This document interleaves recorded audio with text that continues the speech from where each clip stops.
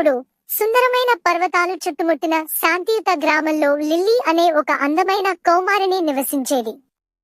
ఆమె మువ్వెనగా మెరుస్తున్న బంగారు జుట్టుతో, ఆకాశం లాంటి కాంతివంతమైన కన్నులతో చలామణి అవుతూ అందరినీ ఆకర్షించేది. ఆమె రోజులు అల్లుములలో పాడుకుంటూ పువ్వులు నింపిన పొలాల నుండి తిరిగేవి. ఒక రోజు అటువంటి ఒక అడవిలో లిల్లీ ఒక కుక్కను కనుగొంది.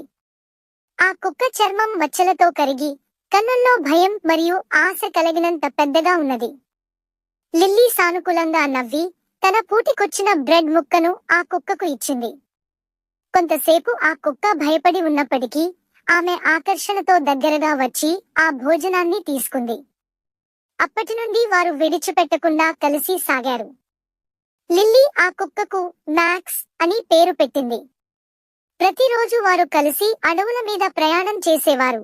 లిల్లీ గానం పాడుతూ, మ్యాక్స్ తన పక్కన పరిగెత్తుతూ ఉండేవాడు. మ్యాక్స్ ఎప్పటికీ తన యజమానిని పరిరక్షించేవాడు. ఆమె తన హృదయాన్ని పూర్తిగా అతనికి ఇచ్చింది. ఆ ఇద్దరూ కలిసి ఉన్న సమయంలో వారు ప్రేమ, నవ్వు మరియు అన్వేషణతో నిండి ఉన్న తమ స్వంత ప్రపంచాన్ని సృష్టించారు.